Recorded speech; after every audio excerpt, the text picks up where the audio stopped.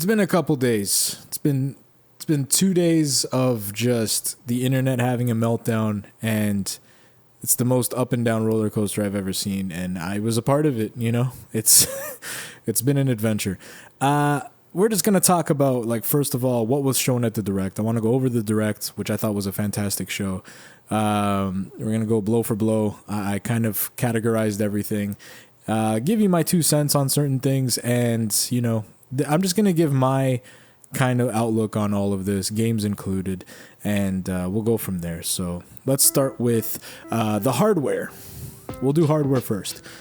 The Switch 2 unit itself, the screen is now 7.9 inches from 6.2 inches from the original Nintendo Switch. That's a pretty big jump, honestly. I don't know. I don't have in front of me what the OLED did in terms of like how much bigger the screen kind of got when they got rid of the bezels, but I still imagine this is a bigger jump, so that's good. I like that. The system, though, however, it's still going to be the same thickness as the Nintendo Switch 1, so 13 millimeters, which I think is crazy. That's actually pretty awesome. One of the things that really draws me to the Nintendo Switch over like a Steam Deck is just how sleek it is and skinny it is. And it's not ideal to put in your pocket, but if you're going to put any of these devices in your pocket, it's probably the Switch. So it's good to know that it's still the same thickness. However, I think because it is bigger, I doubt you're putting it in your pocket.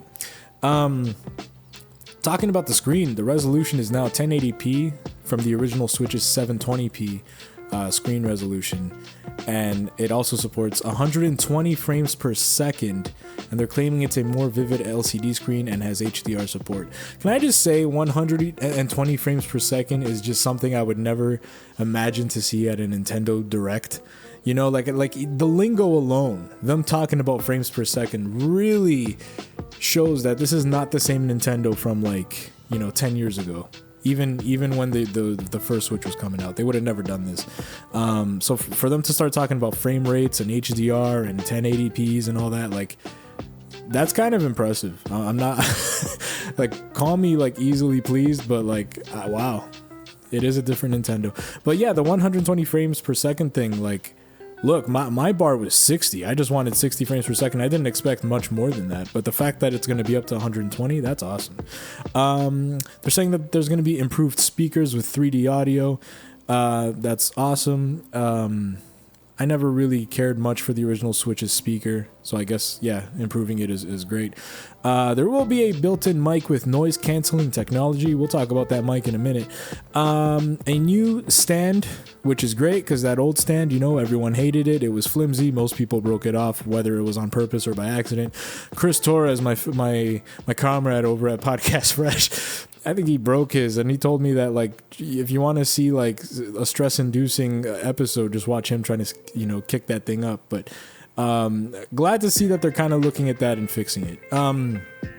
There's also going to be 2 USB-C ports on this thing, and we always wondered what that was about.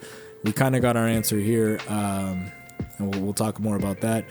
256 gigabyte storage. That is 8 times more storage than the original Nintendo Switch, and it will have faster loading, which is awesome. That's great, and we're going to talk about it after, but it will support additional storage, so that's great. We should not have any problems having a ton of games in your system. The new dock, 4K support with 2 USB ports, and has a fan for ventilation. And Nintendo showed this, and again, it got nerdy, and I was impressed. Yeah, this is not just the regular dock again. This thing is looking very PC-ish, especially when they did the X-ray vision image on it, showing the fan. It's doing more than just casting it to your TV, I'll say that. And then, of course, it's also supporting HDR mode when it is in TV mode. So that's awesome. Look, all of this is what I wanted. I wanted a step up from the original Switch, and this is what this is. There's no ifs, ands, or buts about it, this is what it is. And we're going to talk about the price later on, but the price, the whole pricing thing is a huge dilemma right now. But I will say I'm one of the people that I can see why it's the price it is. So we'll just leave it at that. All right, let's talk about the controllers. They have introduced the Joy-Con 2s, taking a page out of Sony's book, and numbering the controller as well. I am I'm impressed with these, honestly. Just at face value, I think that they look great. I like that they're bigger. I like that they're sleeker. I like that, the SL and SR buttons are much bigger, so you could actually press them and not have to like jam your fingernail on the damn thing. Of course, they're going to magnetically connect to the Switch 2 unit, which I think is a way better system than the rail system they had in the first one.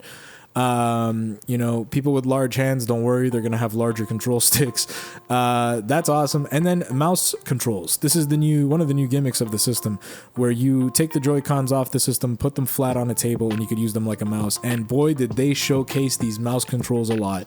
And I gotta say, I think it's the kind of thing that will either like bring someone in or just kind of like shut them out completely.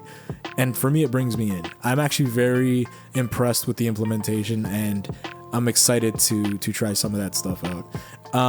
They also showed the Pro Controller, and that Pro Controller looks like the old Pro Controller, but it looks a lot more compact. It looks a lot more sturdy. And there's going to be additional GL and GR buttons for the button mapping on the back. So there's back paddles. And then it also features the new C button, which we're about to talk about. And there's an audio jack at the bottom, so that's great too. Nintendo really stepping up their game. They're really getting into the... they went from PS2 to PS3 levels of features, I guess. Oh, man. No, but it's great that they have all this, man. Like, all I wanted was basic things, and they're so far have delivered with just the Switch unit and the Joy-Cons itself, and it only gets better, honestly. Let's talk about some of its features. It will be backwards compatible with the Switch 1 games. I think we already knew that. Both digital and physical. Game cards, so the cartridges, they're now red with faster data reading speeds. And then, of course, I talked about this before. Additional storage only supports micro SD express cards. I actually don't know what that is, so I'm going to have to do some research. And then, of course, we got the release date. The release date will be June 5th, 2025. We are literally, at the time of this recording, 2 months and a day away. So, get hyped. All right, let's get into the C button. It stands for Game Chat. A lot of people's... predictions were anything but, we thought cast. I actually thought it was cursor mode because I thought it was just people were overthinking what this button was going to do. But no, game chat. This is the Switch 2's social features. In it, when they show this off, we see people playing Mario Kart and they're talking to each other. And each person is using like the Switch 2 in a different way. Someone has it in TV mode. Someone's holding it in their hands. Someone has it as a kickstand. And then they go on, they're just kind of hanging out. It's kind of like Nintendo Discord. You're just hanging out playing video games. You don't necessarily have to like play the same video game or even play the game together. You know what I mean? So at one point they shared the screen for everyone to see. So it's kind of like your main screen is on top and then the 4 other screens with the people you're talking to. You get like a janky ass 10 frames per second video feed of the game they're playing. So, I mean, that's cool, I guess. And then I guess the biggest new feature when it comes to game chat also is the Switch 2 camera, which is kind of what that second USB port is for, the USB-C port on the Switch. There's going to be a camera that's going to be in front of you, and they kind of put you in the feed. Kind of like how you see streamers in the corner. Like, you could put yourself in the corner of your screen, and people can see how you react and all that. Or not. I think you could actually just have your face down there without even the game. But yeah, the whole purpose of this to me is like, they want to make you feel like you're together even if you're apart. It's kind of harkening back to like the pandemic days. It's like, I wonder if they know something we don't. You know what I mean? Like, is there a pandemic coming? I don't know. They're really doubling down on this whole thing. But here's something that like I only realized after someone brought it to my attention. You technically need a Switch Online membership to use the game chat. So realistically, if you don't have that, then that button doesn't work. You need to pay to use that button. And although they say that it's going to be free for the first year, up until March 31st, 2026, I can't help but think that's just weird, But hey, whatever. I personally don't care too much about this stuff. I like gaming. To me is something I do alone to unwind and escape things. And, you know, I used to be all about the online stuff, but not so much now. But it's cool, man. I can see this being really popular, especially for kids. Like, kids, you know, after school, like, they want to hang out on, like, Fortnite. You know what I mean? And, like, they just kind of talk. So this is kind of, like, delivering to that. So I could see why Nintendo's going down this route. But that Switch camera is going to be used for other things, and we'll get to them. Okay, then they introduced Game Share. You can share games with up to 3 other systems at a time. As long as one person owns the game, 3 other people can play it as well, and that includes having the original Switch 1. So some games can work, or I think Switch 1 games, if you're playing a Switch 1 game on the Switch 2, then that will work with Switch 1s. Yeah, and then that, but it only supports, it also supports, online play, and then the game chat thing will work there as well. So that's pretty cool, man. Like, as long as one person has the cartridge or, you know, has it downloaded on their system, then up to 3 other people can play and they could all hang out and you know, that's great. That's awesome stuff. It is only compatible with select titles, but more is going to be added over time. Clubhouse Games is the first one that it's going to be used with, and I think that's the perfect game to start out with. I love that game. Such a good little, you know, it's a good party game to throw out. Then they say Switch 2 exclusive games will also be selected to have the same game share feature down the road. So that's cool. After that, let's get into... they announced that there's 3 types of Switch games, of Nintendo Switch 2 games that you can play. Basically, Nintendo Switch 2 games, backwards compatibility with Nintendo Switch 1 games, and then the new one, Nintendo Switch 2 Enhanced games. The Enhanced games are basically improved and upgraded version of Switch 1 games, and then they go on to show a bunch of games and like what that means for them. So step by step, Mario Party Jamboree is going to get more modes, more mini games. Switch 2 camera integration, we're going to talk about that. And it's going to be called Jamboree TV. So in the video, we see people actually in the game doing mini games, like their whole bodies doing mini games in the game because of the Switch 2 camera. And I didn't care about the Switch 2 camera because I wasn't going to do any of the social stuff until I saw that it could implement you in the games and give you new features and new content. And to me, it's like, okay, now it's kind of worth it. Not that the Switch 2 camera is that expensive, right? But it's kind of worth it for that. So I'm kind of down. Especially for a game like Mario Party, that's awesome. I was kind of concerned also, like, does one camera only pick up one person? But then I saw after that one camera was picking up 2 persons. So if I want to play with somebody, that's awesome. Yeah, Jamboree TV. More modes. We got like a Bowser karaoke mode or something. It was crazy. You guys got to check out the video if you haven't already. Then, I don't think anyone was prepared for this. Legend of Zelda Breath of the Wild and Tears of the Kingdom. That's the part that people weren't prepared for. They're getting enhanced resolution and frame rates with HDR support. They're also getting a new Zelda Notes feature that'll be added to the Nintendo Switch app. Jesus Christ, yeah, let's get more out of that thing. And basically what that's going to be is just kind of like a companion app that you can kind of jot down or help you find things in the games and stuff, which is, I think, is cool because I used a third-party app to find a lot of stuff in those games. So I see Nintendo saw that and said, we're going to make our own. But this is cool, and the best part about this one in particular, it's free with a Nintendo Switch Online subscription. You don't have to pay for this, because I didn't mention this before, but Mario Party Jamboree, these games, all these enhanced games are going to have their own SKUs on the store shelves and the digital store, so you have to buy them. But if you already own the base game from the Nintendo Switch 1, then all you do is pay for an upgrade pack, and I don't know how much that's going to be. We could speculate after, but the Legend of Zelda Breath of the Wild and Tears of the Kingdom updates, you actually get them for free. You don't have to pay for that. So that's awesome. And that's coming out the same day as the Switch 2 launch on June 5th. Then Kirby and the Forgotten Land, that's getting an additional story called Star-Crossed World. That's great. I never finished that game, but I did like it. I should go back to it.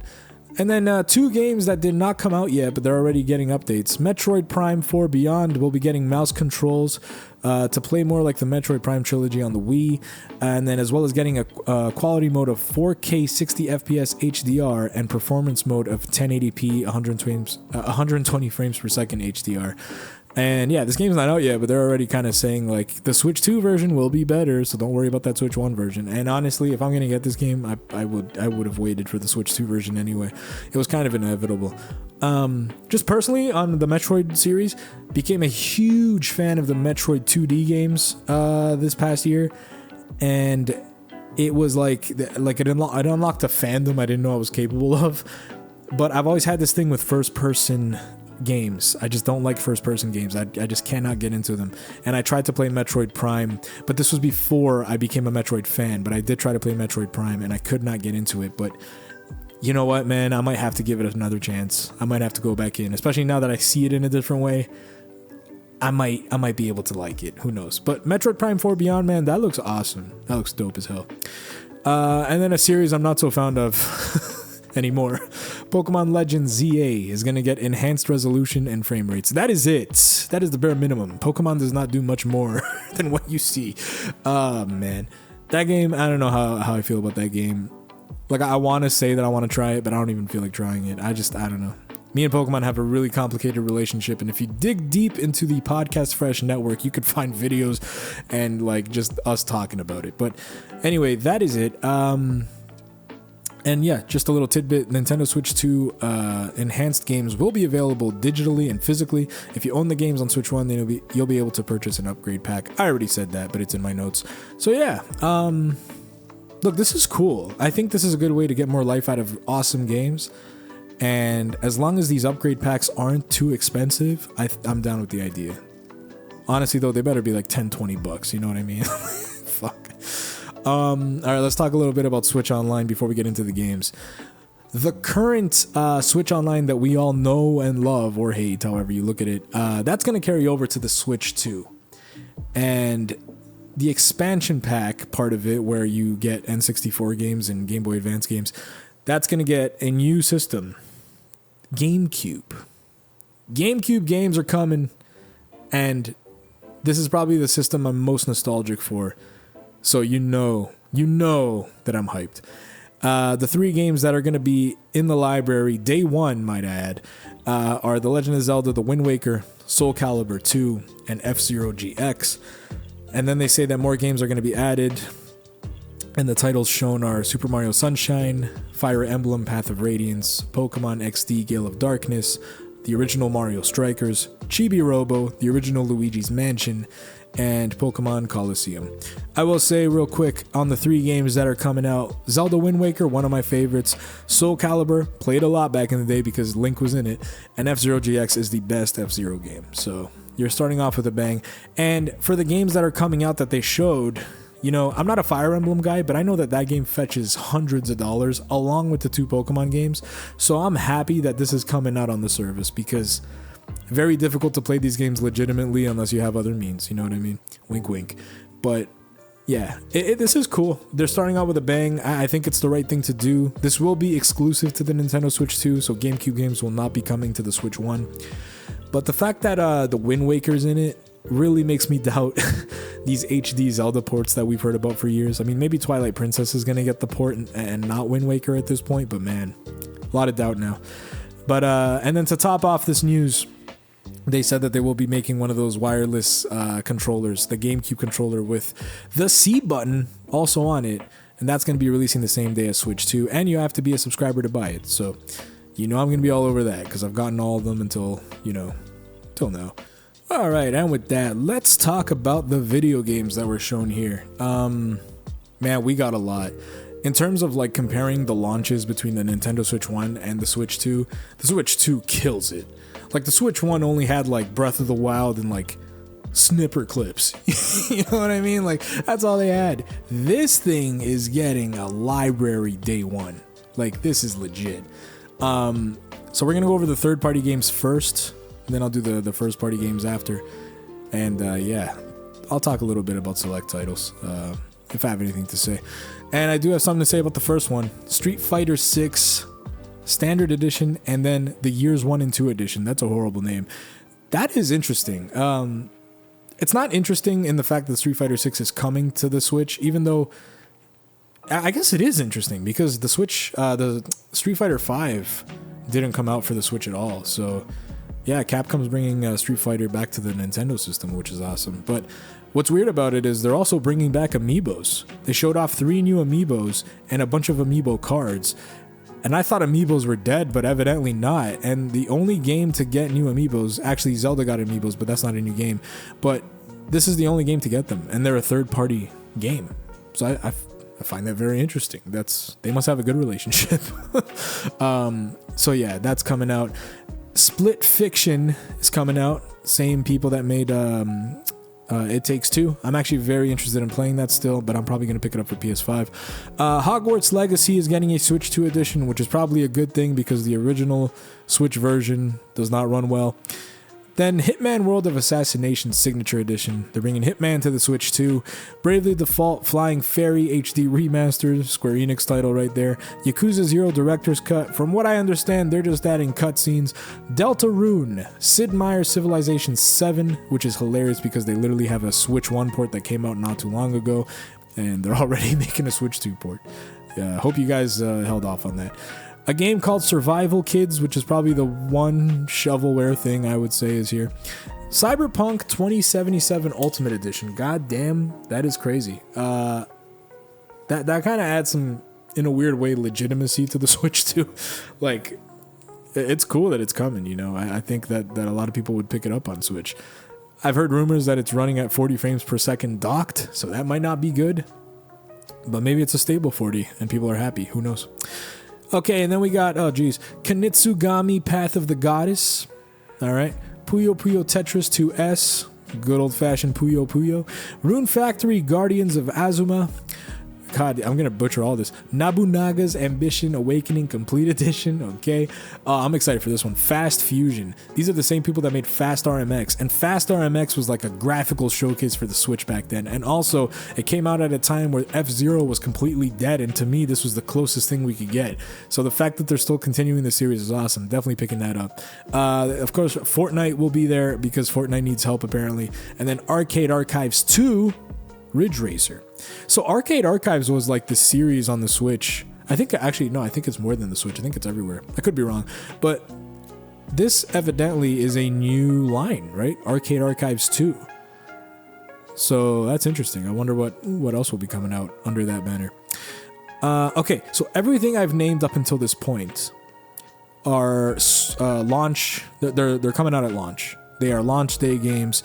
You could pick up everything I just named on day one when you pick up your Switch 2. Everything else I'm about to name is dated for 2025 or later. So sometime this year, maybe 2026. But the first one they showed off in general was Elden Ring, which was an awesome way to kick off the show in terms of like the third party segment of it. Game of the year, very popular with everybody. And it's coming to the Switch. Tarnished Edition. And yeah, that's going to move units, 100%.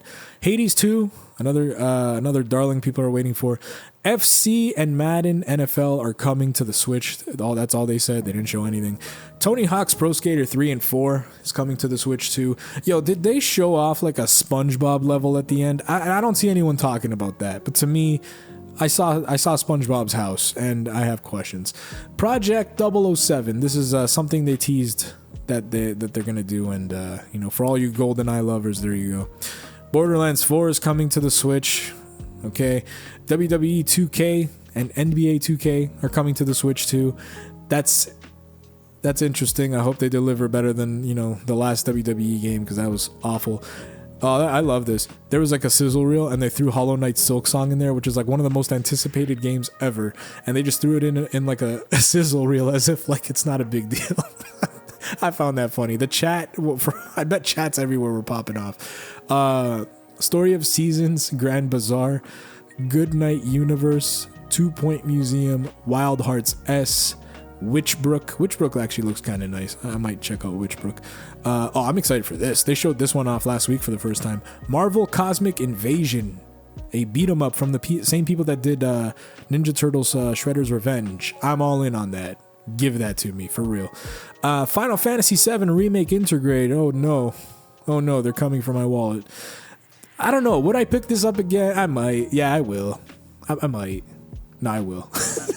Star Wars Outlaws. That game needs help. Please buy it again. Shadow Labyrinth. I'm actually not joking. Like, that game needs help. Shadow Labyrinth, which is the crazy Pac-Man game inspired by the... What was it? The second... What's that show called? Secret Level. The Secret Level episode, which I saw, and goddamn, that shit is twisted. Then we got Raidu Remastered, The Mystery of the Soulless Army. Okay. No Sleep for Konami Dante from AI Somnium Files. Okay. Reanimal. There's going to be Professor Layton and the New World of Steam. I believe that's a new one. Tamagotchi Plaza. God damn it. Don't bring that back. Human Fall Flat 2. And then their grand finale when it came to third party was a game called The Dusk Bloods, which is the same people that did Bloodborne, I believe. I'm not a Souls guy, so don't kill me here. But I know that's a big deal for people, and that's cool, man. And that's exclusively for the Nintendo Switch too. So I don't know. That's good for Nintendo, but as for From Software, I don't know if that's a smart choice, but we'll see. All right, and then let's talk first-party games real quick. Not as much, but still made a surprising. I think it's still a surprising amount to see here. Oh boy, Mario Kart World, which is what they showed off when the Switch 2 was first teased, and then of course they went into it even more in the Direct. Look, that game looks amazing. Like, as a Mario Kart fan, this is a straightforward evolution for the series. A lot of Diddy Kong Racing vibes, which I also loved. But, you know, after seeing a lot of footage in the Treehouse presentations the past 2 days, this looks incredible. I love that it's like a Forza Horizons kind of open world racing game, like, and you could do a lot of things. You could free roam. There's like a knockout mode, which looks really cool and fun. Traditional, mode. There's all kinds of racers. I keep seeing new racers every time I see this game. Like, and then there's outfits. Like, there's so much, and they're doing a Direct for it on the 17th, and I'm definitely going to cover the Direct because I feel like I need a space to just talk about how I feel and what I saw about Mario Kart World. But yeah, Mario Kart World is looking incredible, and it is a launch game, right? So there's only 2 launch games when it comes to first party. It's this one and the second one, which is Nintendo Switch 2 Welcome Tour. This game to me is the biggest disappointment for many reasons, not just the obvious reason, which the obvious reason is it's not bundled with the Switch 2, and it's actually a digital purchase, which is just wild to me, and who knows how much this is going to be. But it's also like, this is essentially their take on Astro Bot, and very rarely do you see Nintendo taking a page out of, Sony's book, and they did it twice here by naming the Joy-Cons the Joy-Con 2s, and now doing this thing. And it's basically a game that you interact with the Switch 2 and you learn about it. It's a tutorial for the Switch 2 that you have to pay for, which is just insane to me. There better be an insane amount of mini games at least to make this warrant like a purchase. But again, no, there's nothing here that I saw that makes me think otherwise, that it should have been a pack-in game. It should have been a pack-in game. So I don't know, man. That is some weird shit, and it's just, we're going to talk about pricing at the end of this, but like, God, Nintendo's being kind of stingy this generation, and that's what happens when you're king of the mountain for one generation. You're going to see the after effects of that come the next generation, and we're definitely seeing what is happening with that. So, yeah. Anyway, after that, those are the only 2 games to come out launch day. These next ones are going to be later in the year, but Pokemon Legends ZA, we already talked about. Metroid Prime 4 Beyond, we already talked about. They showed off a new game called Drag X Drive, or Dragon Drive. I don't know how you say that, but basically, this is a game that is exclusively used with the mouse controls. And it's basically a 3-on-3 basketball game in wheelchairs, and you use the mouse control to, control your wheelchairs, and it looks... I don't know.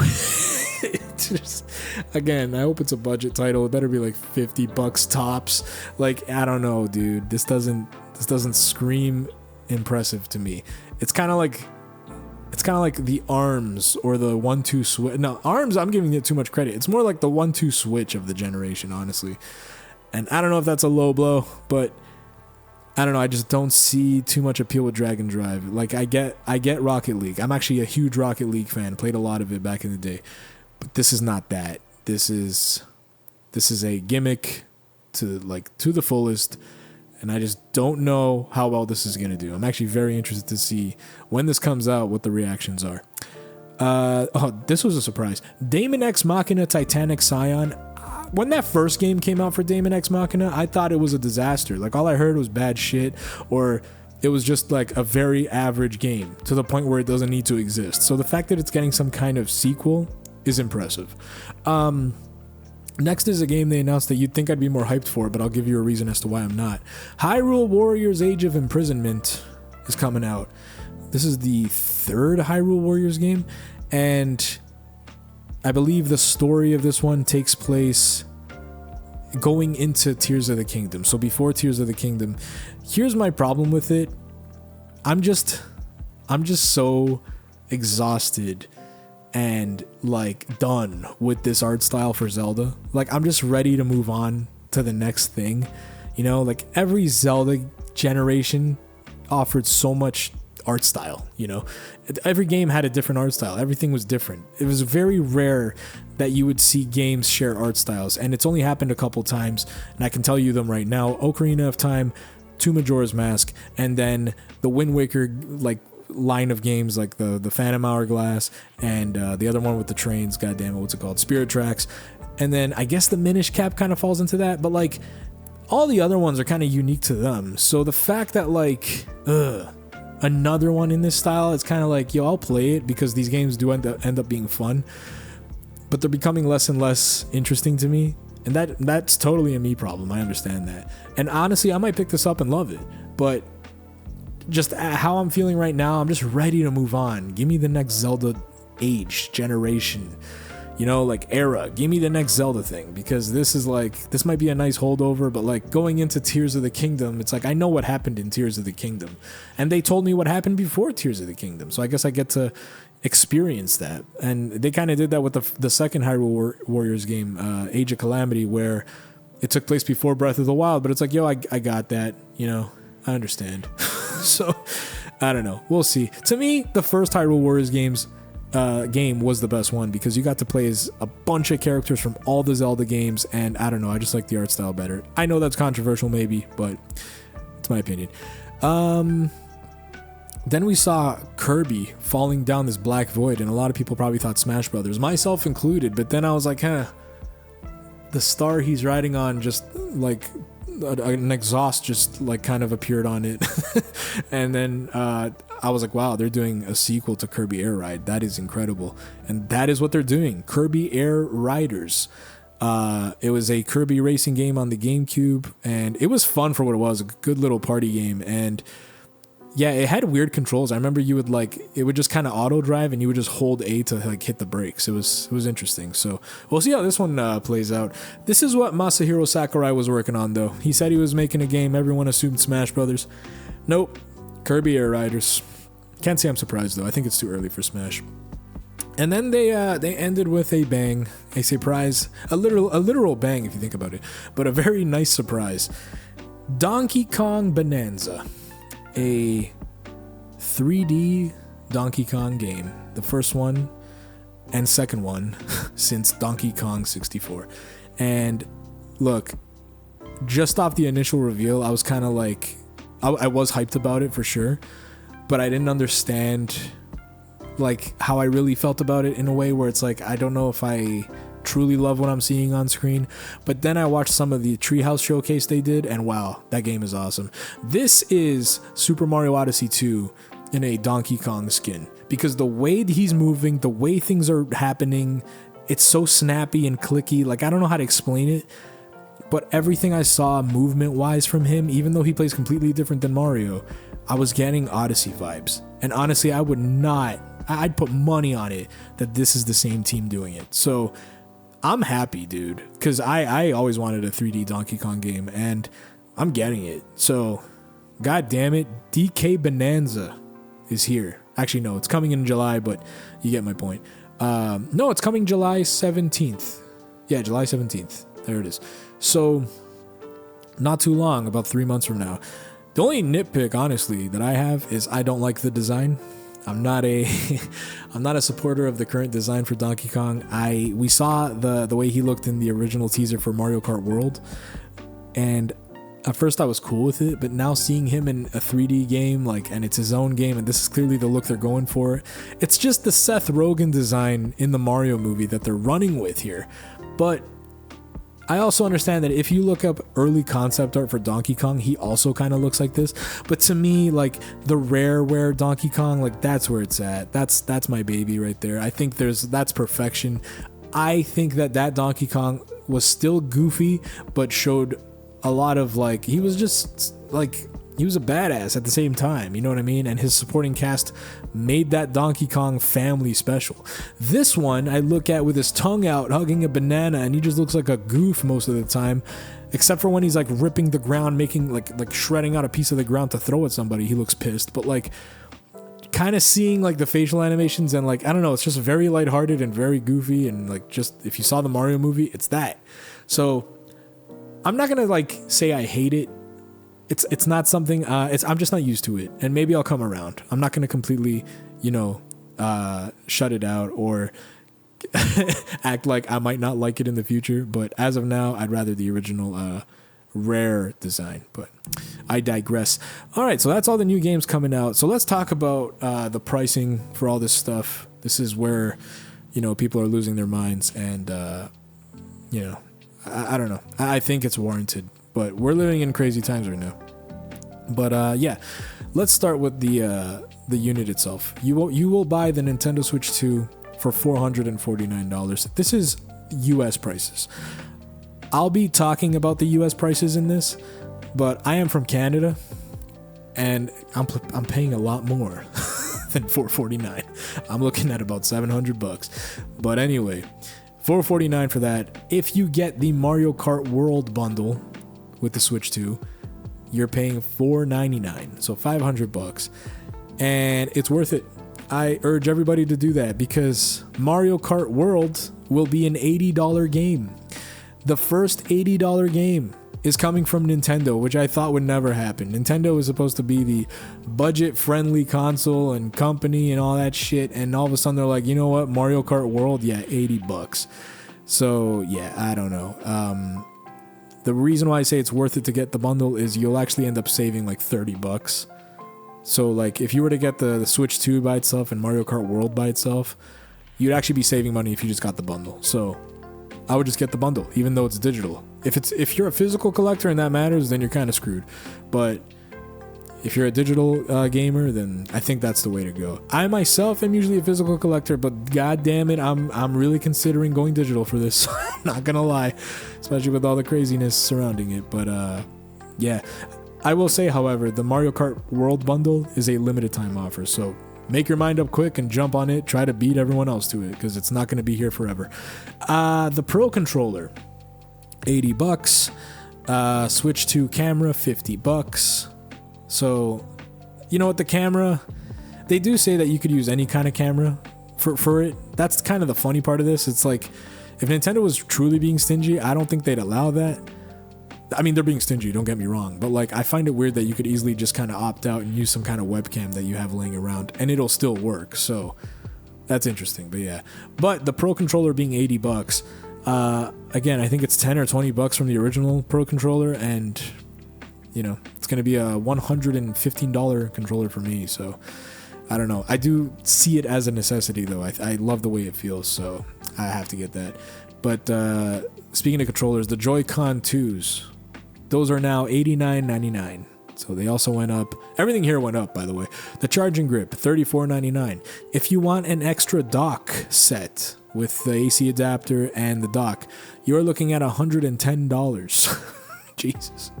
I believe that was just $100 previously. I actually picked up a second dock for $50 on Facebook. So if you're willing to wait, you'll probably get deals like that. But oh man, they're bringing back the Mario Kart wheels, the steering wheels, a 2-pack for $20.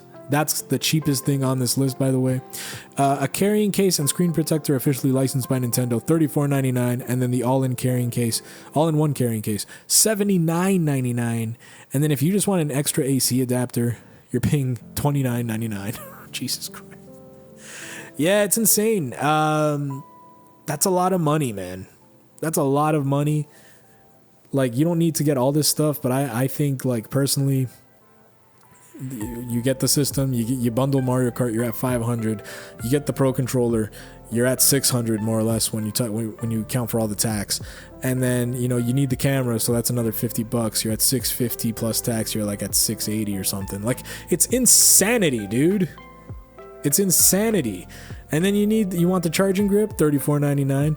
You want the screen protector and the carrying case and all an X-ray AC adapter. Like, you're looking at insane amounts of money. So I don't know. Definitely get what you think you're going to need, and that's all I'm gonna say. It's insane. Pricing for the games, yeah. So we talked about Mario Kart World being $80. You would think that's the norm, though. Like, they say that, so it's like, oh shit, our Switch 2 game's just gonna be $80. But no, Donkey Kong Bonanza is $69.99. So it's what a PS5 game is now, I believe. So Nintendo, you know, that's what I thought they would do, though. Like, I thought they would just match the competition in terms of prices. They did it with Tears of the Kingdom. Tears of the Kingdom was the only $70 game for the Nintendo Switch 1.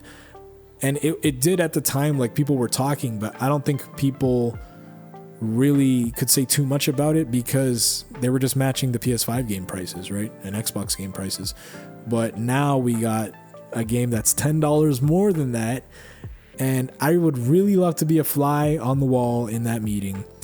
Like, are they doing 80 because when they did Mario Kart 8 Deluxe and they did, like, the booster pack courses and, like, essentially made another Mario Kart for Mario Kart 8, like, are they just doing this price right off the bat because all the DLC will be free for it? I mean, that's high hopes for me, but, like, there's got to be an upside to this. There just has to be. I understand that it could also just be a huge game, kind of like Tears of the Kingdom was, and that's why they did that. Or honestly, they did it because they know they can do it. Mario Kart 8 Deluxe was the highest selling game on Nintendo Switch. They look at that and they're probably like, wow, they'll buy it for another $20. Here we go. We're at $20 now, ladies and gentlemen. It's actually we're up $20 is what I'm trying to say. I don't know. And you know, there's also talk of tariffs that the Trump administration over there are putting on everybody, and maybe they're accounting for that. Who knows, you know?